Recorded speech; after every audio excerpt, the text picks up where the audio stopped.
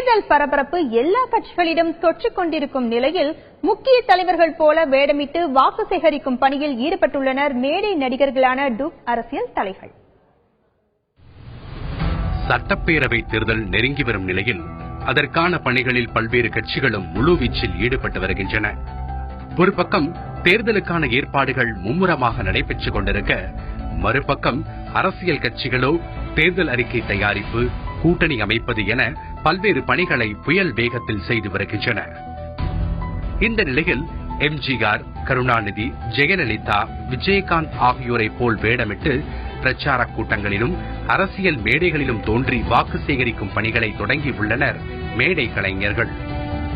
மேடை நடன நிகழ்ச்சிகளுக்கு தடை விதிக்கப்பட்டிருப்பதால் மேடை கலைஞர்கள் பலரும் வாழ்வாதாரமின்றி நலிவடைந்துவிட்டனர்.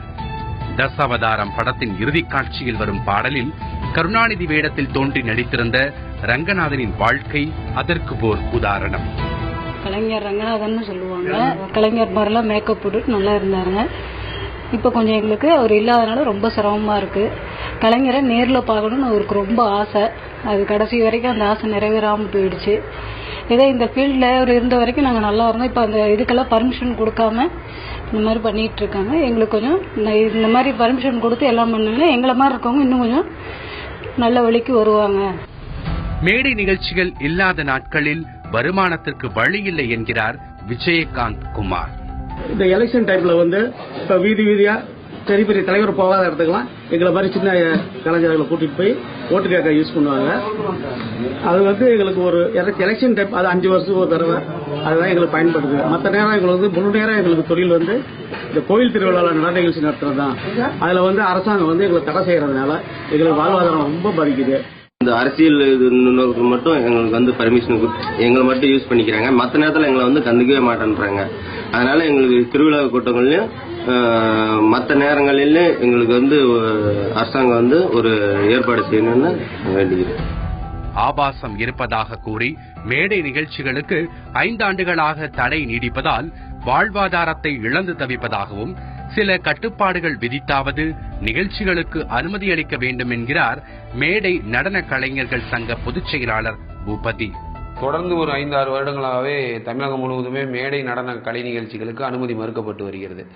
காரணம், யாரோ ஒரு சிலர் செய்த தவறுனால் தமிழகத்தில் உள்ள 2 லட்சம் குடும்பங்களும் இதை நம்பி வாழ்வாதார தொழிலா செஞ்சுட்டு இருந்தோம். இப்ப எங்களுக்கு இது நிரந்தரமா தொழிலை அனுமதிக்கிறதில்ல. ஆனா கட்சி நிகழ்ச்சி, தேர்தல் பிரச்சாரம் மற்றும் இதர நிகழ்ச்சிகளுக்கு எங்களை வச்சு பயன்படுத்தி கும்பலை சேர்ப்பதற்கும் வாக்கு சேகரிக்க மட்டும் பயன்படுத்திக்கிறாங்க.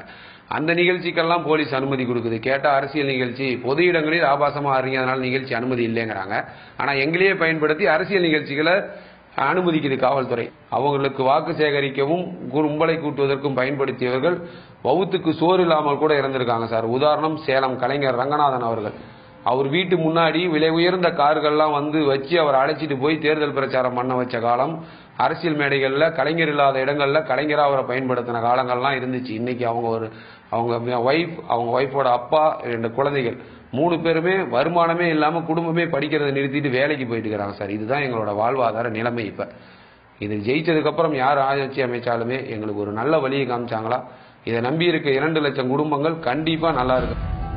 தமிழகம் முழுவதும் தேடி பார்த்தால் குறைந்தபட்சம் 1000 எம்ஜிஆர், 500 கருணாநிதி, 100 விஜயகாந்த் இருக்கலாம் என்கின்றனர் மேடை கலைஞர்கள். கட்சிகள் தங்களை வாக்கு சேகரிக்க பயன்படுத்திக் கொள்வதோடு நிறுத்திவிடாமல் வாழ்வாதாரத்தை காக்க நிதியுதவி, ஓய்வூதியம் என ஏதாவது ஒரு வகையில் உதவி செய்ய வேண்டும் என்பதே மேடை கலைஞர்களின் ஒட்டுமொத்த கோரிக்கையாக உள்ளது.